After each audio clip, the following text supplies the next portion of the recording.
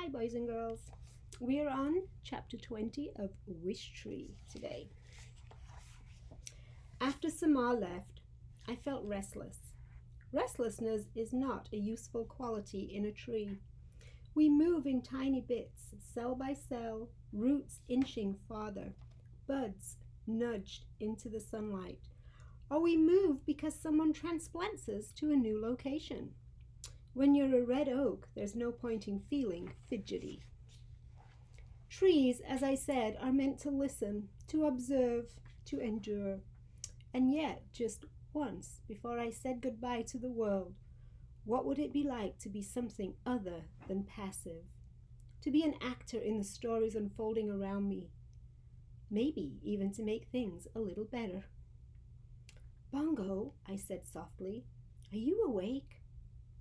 I am now, she grumbled. I have a question.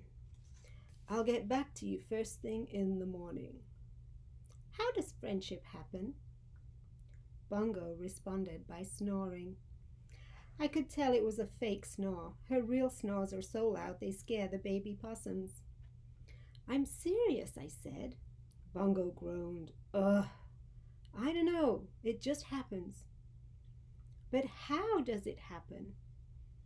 Friends have things in common, Bongo said. And there you go. Your answer in 5 words. See you in the AM, pal. I thought about her reply. But what do you and I really have in common when you get right down to it? With a loud exhale, Bongo flew to the ground. Okay, I'm thoroughly awake now. Thank you very much. What's this all about? Just an idea. Here's an idea for you. Ideas are bad. A bad idea, said Bongo. Especially if someone is in busybody mode. I'm looking at you, Red. Back to my question. Why are we friends? Okay, fine. Let me think on it for a minute. Bongo walked in a slow circle around my trunk, considering. I love the way birds move, so unlike trees. We bend with the wind, we're graceful and unhurried. Birds, on the other hand, move in flits and twitches, their heads whip from side to side as if they've just heard astonishing news. Bongo paused. Well, to begin with, you're my home, and I'm your tenant.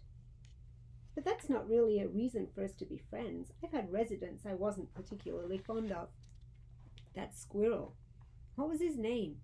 Squinch. The one with bad breath. It's not important. I knew it was Squinch. Bongos, I said, please focus. Bongo gazed up at me. We're friends because we're friends. Red, isn't that enough? Her voice was small and sweet, not her usual get-to-the-point crow tone. You're right, I said, but suppose 2 people needed to be friends. How would you make that happen? Maybe get them together, doing something? They yak, share a laugh, voila, friendship. Am I right? I don't like it when you humming leads to ideas. You can't go back to sleep, Bongo. Thanks for talking. Oh, you can go back to sleep, Bongo. Thanks for talking. You're a good friend. Likewise. Bongo flew back up to her nest. Hey, be sure to let me sleep in. Bongo, now what? One more thing. Why do you think people can be so cruel to each other? It's not like the rest of us are exactly angels. Last night I saw Agnes eat a whole lizard in one bite. Agnes the barn owl, who lived with her nestlings in my highest hollow, flapped her wings in annoyance. Hey, a girl's gotta eat, and you're a fine one to talk, Bongo, she said. Is there anything crows won't eat? My point, Bongo continued, is that the world's a tough place. Doesn't matter if you're a bunny or a lizard or a kid. With that, Bongo started snoring. For real this time, but I was still wide awake. Ma, what's the horrible noise? Came the startled voice of a baby possum. That's just Bongo sleeping, her mother replied. Bongo had been right. I was hatching an idea. She'd always said, excuse me, I was a busybody, not to mention an optimist. An optimistic Batinsky. Well, there were worse things. Trees are the strong, silent type, unless we're not. Chapter 21. Bongo, I said early that morning as the last stars faded like weary fireflies. There's something I need you to do. Does it involve potato chips? Bongo mumbled. No? Then I'd rather sleep. It's about Samar. You promised you'd let me sleep in.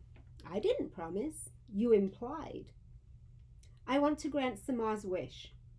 This roused Bongo. She fluttered down to her favorite branch, the one she'd nicknamed Home Plate. Bongo likes to watch the kids play softball at the elementary school. Red, you don't make wishes happen. You're the place where wishes go. You're like a leafy garbage can in a good way. For 216 rings, I've sat on my roots and listened to people hope for things, and a lot of times those wishes never happened, I'm guessing. Bongo tucked a feather into place. Sometimes that's for the best. Remember that kindergartner who wanted a bulldozer? I'm passive. I just sit here watching the world. You're a tree, Red. That's kind of the job description. This is a good wish, and it's a wish I can make happen, I paused. Well, we can make happen. Yeah, I had a feeling that's where this was going. Bongo glided to the ground. Look, I heard Samar's wish. How exactly are you going to find her a friend? You'll see, I said, hoping I sounded more confident than I felt. Red. Bongo paced back and forth. With each step, her head bobbed forward. We've got more serious issues, pal. Francesca's talking about turning you into toothpicks, and your residents are frantic about where they're going to move if that happens. She came close and nudged me fondly. Of course, they're worried about you too. I know that. Fresh baked bread poked her head out from under the porch. It was barely dawn, and only the white stripe running down the length of her face was clearly visible. I've offered to take in one of the tree families temporarily, she announced. Preferably the possums. They're better behaved than the ewes. That's very generous of you, Fresh, I said. But I was interrupted by Big Ewe, the mother of the 3 raccoon babies. She was in my large hollow, grumbling under her breath. I beg your pardon, she exclaimed. You, and you have excellent manners. They're too inquisitive, said Fresh-Baked Bread, always poking their noses where they shouldn't be, grabbing things with those little paws of theirs. Well, at least they don't stink, Big Ewe cried. And your children have paws last time I checked. Hairy Spiders, the mother of a possum, peeked out cautiously from her own hollow. Opossums name themselves after things they fear. Stink is in the nose of the beholder, said Hairy Spiders, and while I personally think your children have a delightful odor. Fresh! I've already got dibs on the woodpile 2 doors down, should anything happen to dear Red. She patted me. No offense, love, just thinking ahead, you know. No offense taken, I assured her. I saw that pile first, Big Ewe cried. Share the skunk den, Hairy Spiders said. I wouldn't be caught dead in that place, Big Ewe exclaimed. Not now I know my inquisitive children aren't wanted. Well, they are a bit boisterous, said Hairy Spiders. At least my children have spunk, said Big Ewe. Your kids faint when they see their own shadows. Playing possum is a useful adaptation, Hairy Spiders said, her pink nose twitching. The world is a dangerous place, and in any case, we can't control it. It just happens. If I may interrupt, came a cool voice from my highest branches. It was Agnes. There's a nice-looking linden tree 2 blocks away, just vacated by a gray squirrel family. We're looking at it as a possibility, but there's a tomcat that runs loose there. Collar, no bell, so that's an issue. Also a big, slobbery dog. In fairness, all dogs are slobbery, Bongo observed. I really think you should all calm down, I interrupted. Let's not buy trouble. One day at a time, my friends. Who knows what tomorrow may bring? The mothers glared at me. I heard a great deal of sighing. Too much wise old tree? I asked. Too much wise old tree, Bongo confirmed, as everyone retreated into their homes in a huff. They're all a bit tense, Bongo said. Worried about your situation.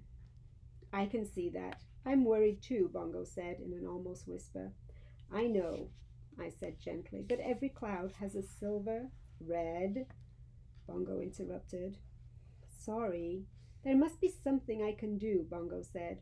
You're a good friend, Bongo, but sometimes all you can do is stand tall and reach deep. Red? Sorry, I said again. What will I do without you, Red? Bongo said softly. You'll be fine, my friend, I promise. We both fell quiet. At last Bongo shook herself, feathers fluffing. In any case, maybe not the best time to be granting wishes, is my point. Seems to me that this is exactly the right time, I replied. Bongo groaned, her little old man groan. She knew I wasn't backing down. And with that, we began to plan.